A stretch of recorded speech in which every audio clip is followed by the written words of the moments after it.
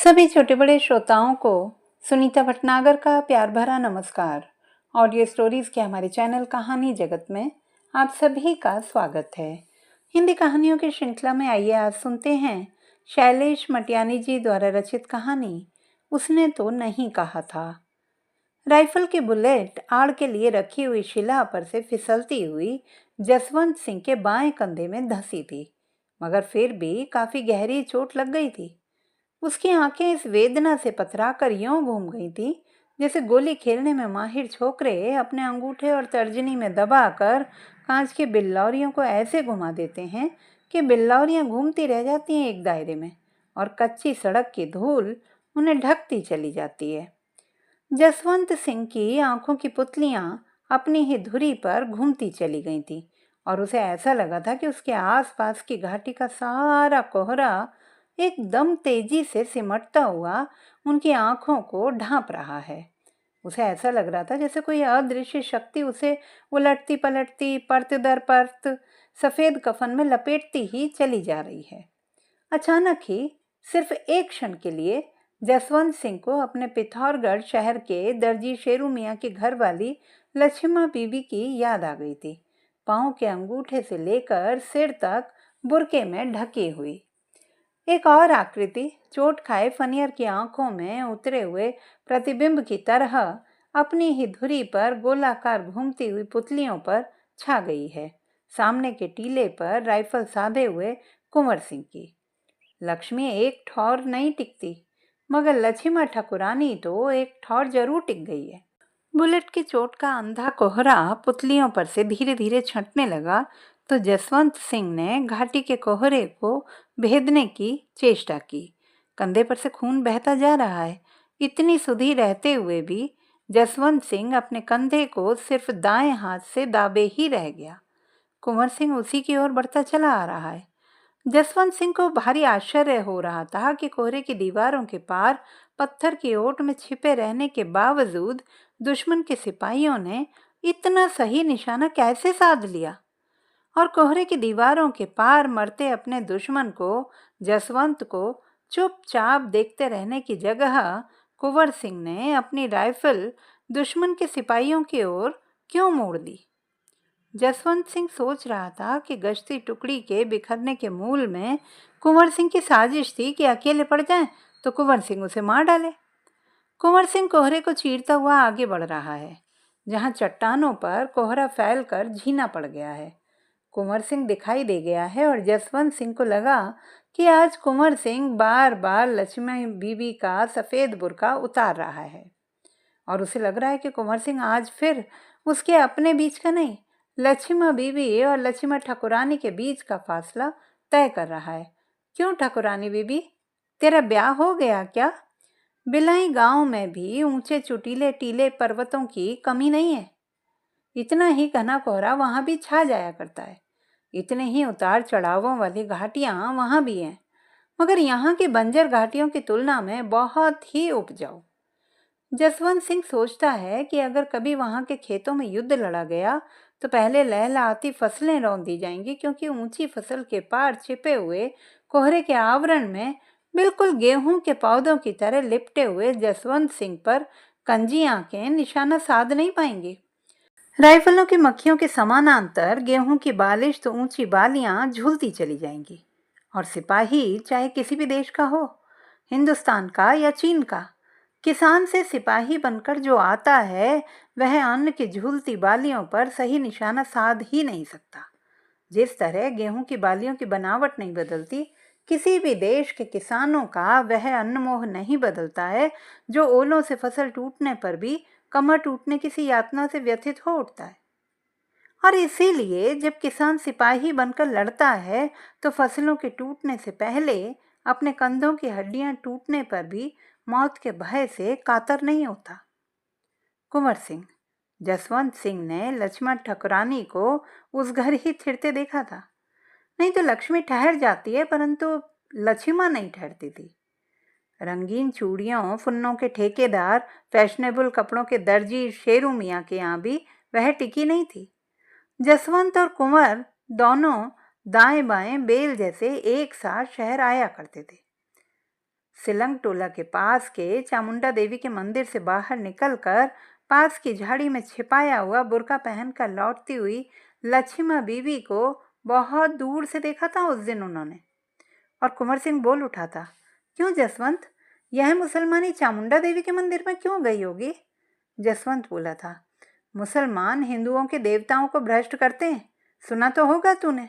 अरे ओ मुसलमानी, ऊंचे टीले पर से जसवंत ने आवाज दे दी थी। अरे ओ बुरके वाली बीबी। बुरके वाली बीबी ठहर गई थी। हे मैया, तू ही रक्षा करना, देख लिया है शायद किसी ने मंदिर में जाते। क्यों बीबी, क्या करने गई थी देवी के मंदिर में? अरे ओ मुसलमानी, बोलती क्यों नहीं? कोहरे से ढके गाछ जैसे बुरके वाली चुपचाप खड़ी थी। जाली से दोनों तरुण छोकरे उसे दिखाई दे रहे थे। दोनों की आंखों में सुलगता हुआ रोष भी दिखाई दे रहा था। अरे यार, अल्मोड़ा की नयानियों ने बुर्का क्या ओढ़ लिया, सफेद आसमान पर उड़ती फिरती हैं ससुरियां। जसवंत ने व्यंग्य पूर्वक कहा था और कुंवर सिंह ने बाज की तरह झपट कर बुर्का उतार लिया था। कोहरा छटने के बाद उसकी बूंदों से झिलमिलाते हुए गाछ जैसी लक्ष्मा कांप उठी थी। फिर साहस जुटाकर बोली थी, मुसलमानी नहीं, ठाकुरानी हूँ। ठाकुर? और क्या मुसलमानी किसी की बहू बेटी नहीं होती ठाकुर? ओहो, ये तो शेरू मियाँ की ठाकुरानी है। दोनों अल्हड़ एकाएक खिलखिला उठे थे। खसम ठोकू और ठाकुरानी, और खसम ठोकने के लिए बदनाम ठाकुरानी एकदम रो पड़ी थी।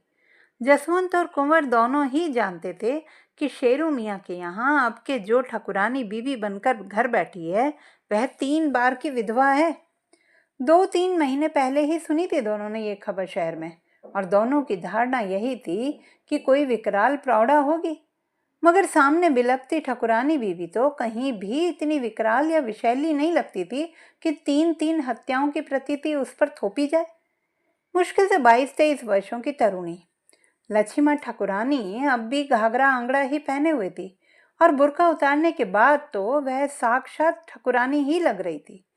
मुर्गे हाँकने वाली बीबी नहीं, दांतली की मूठ बजाते हुए खेत वन जाने वाली ठेठ ठाकुरानी।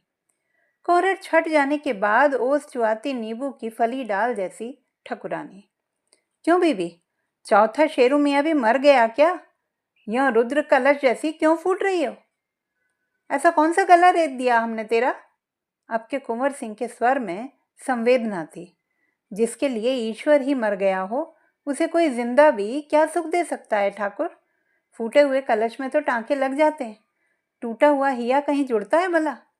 चौमासे में खिसकी हुई चट्टान जैसी लक्ष्मा ठाकुरानी को थिरने की कहीं ठोर नहीं मिली थी।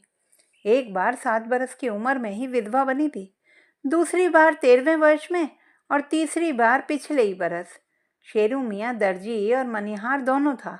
कपड़े चूड़ियों की गठरी लिए गांव गांव फिरता रहता। लक्ष्मा की कहानी सुनी तो धीरे धीरे चूड़ियाँ चढ़ाने लगा। एक दिन लक्ष्मा ने व्यंग्य कस दिया था, मियाँ तुम्हें भी कब्र तक पहुंचना है क्या? मगर शेरू मियाँ का उत्तर था, तेरे लिए तो जीते जी कब्रिस्तान में जाने को तैयार हूँ ठाकुरानी। तूने मियाँ के साथ निकाह कर लिया है ठाकुरानी? मुर्गों से तेरा हिया नहीं गिनाता? कुंवर सिंह ने पूछा था। मुसलमान से ब्याह करते तेरा कलेजा नहीं दरका लक्ष्मा? छाछ बिलोने में रौली के फिरके गिने जाते हैं ठाकुर। प्यार करने में मर्द का फिरका नहीं देखा जाता। जात फिरका तो बाहर की औरत देखती है, भला अंदर की औरत तो पुरुष की शरण ही चाहती है। लक्ष्मा ठाकुरानी कह तो गई थी, मगर शर्मा भी इतना गई थी कि बुर्का लेने का भी होश नहीं रहा। सड़क पार ढलने लगी तब होश आया कि बिना बुरके के देखेंगे तो मियाँ ताने देंगे। लौटी तो जसवंत के टोकते टोकते भी कुंवर सिंह ने उसकी बाह पकड़ ली थी। उतरा हुआ बुर्का फिर उड़ना चाहती हो लक्ष्मा? कुंवर सिंह का जीवट, कुंवर सिंह का जोश बहुत निकट से देखा है जसवंत सिंह ने। अक्षरों का पूरा ठाकुर वहीं देखा है। लाख शेरू मियाँ ने छुरा मारने की धमकी दी, मगर सिर्फ खाली बुर्का ही उसे वापस मिला था। लाख जात बिरादरी के लोगों ने रोका टोका, मगर लक्ष्मा ठाकुरानी कुंवर सिंह से नहीं छूटी। घर उसने छोटा सा अलग बसा लिया। पानी का नौला उसने अलग बना लिया। छोटे से सोते को बांध कर लक्ष्मा ठाकुरानी की गागर डूबने जितना गहरा बना दिया था। जसवंत सिंह ने ही तो उसे लक्ष्मा ठाकुरानी का नौला कहा था। कुंवर सिंह फासले को काटता जा रहा है। और जसवंत सिंह की आंखें बंद होने लगी हैं ग्लानि से कि शुरू में वह खुद जीवट नहीं दिखा सका था, मगर 1 बरस कुंवर सिंह परदेश क्या रहा, लक्ष्मण उससे भी नहीं छूटी थी। लक्ष्मण कहती थी, देवी मंदिर से निकली थी तो तुम दोनों के राम लक्ष्मण की जैसी जोड़ी देखी थी, यह बराबर बराबर बंट गया है। जसवंत सिंह ने लक्ष्मण ठाकुरानी को बहुत निकट से देखा है। न जाने कैसा मन है लक्ष्मण ठाकुरानी का, मोह ममता रीतती ही नहीं उसकी। कहती थी, मुझे तो लगता है 2 पर्वतों के बीच में नदी की तरह अटक गई हूँ। और 2 पर्वतों के बीच भले ही नदी जैसी बहती हुई दोनों ओर की धरती को सींचती रहे, मगर पुरुष तो 2 वादियों के बीच भी पर्वत जैसा ऊपर ही उठा रहना चाहता है। परदेश से लौटा था तो लक्ष्मण ठाकुरानी ने खुद ही बता दिया था, और एक दिन सिसकती सिसकती कह गई थी, मैंने सोचा था कुंवर फिर खिलखिला उठेगा कि क्यों दो दो को एक साथ टोकना चाहती है, मगर कुंवर ने मेरे मुंह पर थूकते हुए कह दिया है, या तो तुम्हारे घर बैठूं या कुंवर के ही। कुंवर ठाकुर कहता है कि तू जसवंत के चली जा तो मैं आत्मघात कर लेता हूँ, मेरे घर रहती है तो मैं उसकी हत्या कर दूंगा, और वह कहता है तू आखिर में जरूर दोनों को टोकेगी। ठाकुर, मेरे हृदय को चीर सकोगे, देख सकोगे मेरी बावली आत्मा को? एक महतारी जैसे कई छौनों को संभालती है, ऐसी ही ममता से मैंने तुम दोनों को संभाला था। मैं तो पातर चरित्र भ्रष्टा हूं ही ठाकुर, मगर ममता भ्रष्ट नहीं हुआ करती। तभी तो कहती हूँ कि या तो ईश्वर ने इतना पागल हिया दिया ही नहीं होता, या द्रौपदी के जैसे पांडव दिए होते। मैं तो पातर की पातर ही बनी रही, खसम टोकने का कलंक और झेलती रही हूँ। मैं किसे चीर के दिखाऊं अपना कपाल कि खसम तो मैंने भोगे ही नहीं। छोकरों को संभालती थी, उनसे भी दूर ही हूँ, और आज से तुम अब मेरा मुंह भी नहीं देख पाओगे ठाकुर। और जसवंत सिंह पलटन में भर्ती हो गया था।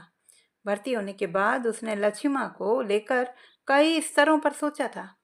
जसवंत ने लक्ष्मण को समझा बुझा दिया था, दुनियादार पुरुष का मन तुम्हें क्षमा नहीं कर सकता ठाकुरानी, मगर ईश्वर जरूर क्षमा करेगा।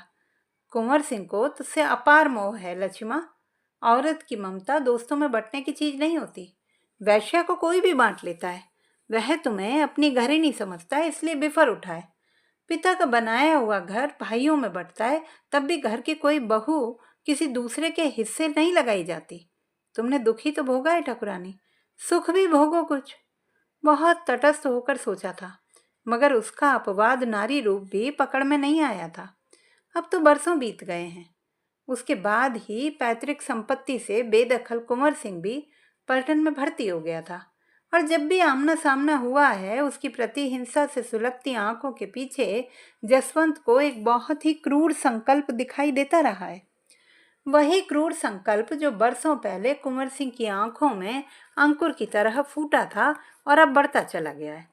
कंटीले का ये झाड़ बीच में खड़ा है बरसों से।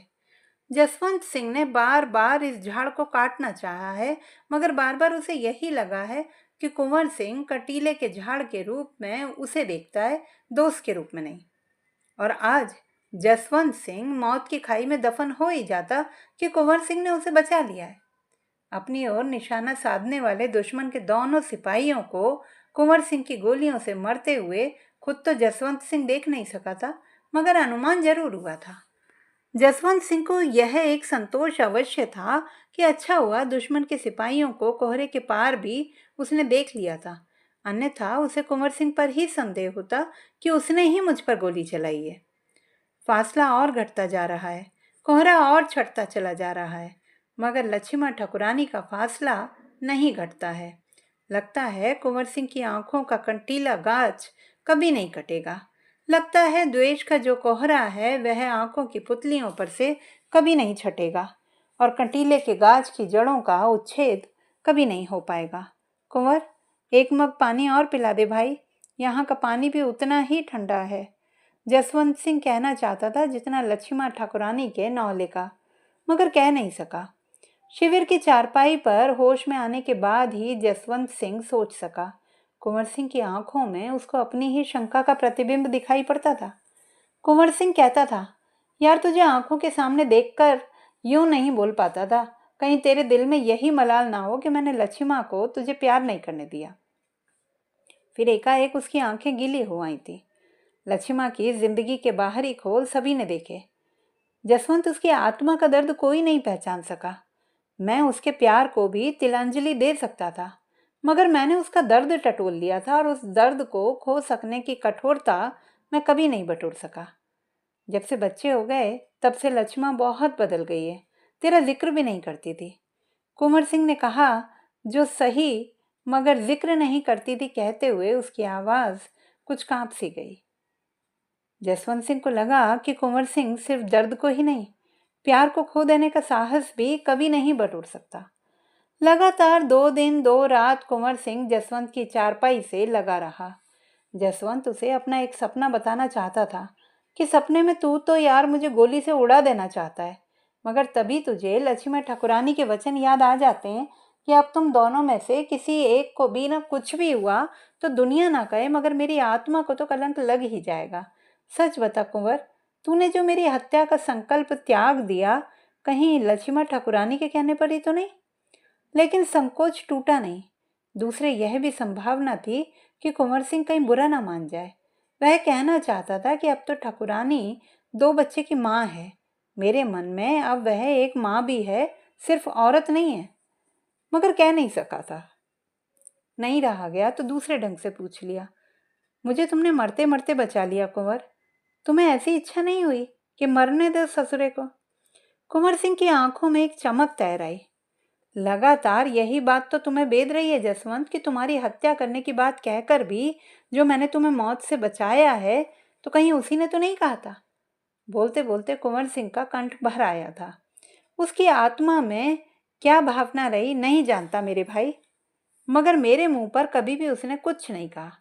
मुझे जो तुझसे यह द्वेष था कि तूने दोस्त होकर भी मुझे परदेश में जाने पर धोखा दिया, वह धुंधला जरूर पड़ गया था।